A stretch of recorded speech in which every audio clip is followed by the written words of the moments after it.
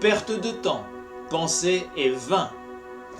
Il vaut mieux sûrement se mettre à contrôler les forces qui nous remuent, pour les affiner avec tendresse et bienveillance. C'est plus sain. D'ailleurs, n'oublie pas que des intellectuels se sont conduits comme de terribles ordures dans leur vie. La gentillesse, ils n'en avaient cure. Malgré leur génie, ils se sont montrés cruels, abominablement sadiques, écœurants. Un nazi très célèbre retirait ses bottes quand il rentrait chez lui, plein de la crainte idiote de réveiller son canari. Attendrissant. Mengele était médecin, généticien. Il était cultivé, cet ange de la mort. Et les tortures qu'il a infligées au corps des Juifs montrent que l'intelligence n'est rien.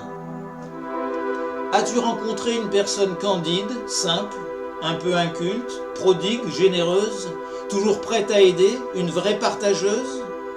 Sa culture, tu prétendrais qu'elle est sordide? Il est des êtres purs qui nous maintiennent là, nous font aimer la vie par leur humilité, par leur innocence, par leur naïveté. Leur intelligence nous a tous écrasés. Ils l'ont utilisée sans même le savoir, changeant leurs convulsions en harmonie d'accueil. Tu leur parles et ne perçois aucun écueil. Quand tu es loin, il te tarde de les revoir. La seule réflexion que tu peux pratiquer doit être un réflexe. Transformer cet élan, ce battement de vie, en un geste plaisant, agréable à l'autre. La haine doit tomber. Le guide, c'est l'instinct. Notre raison n'est rien.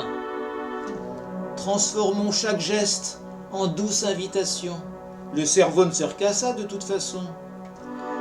Entraînons-nous simplement à tendre la main.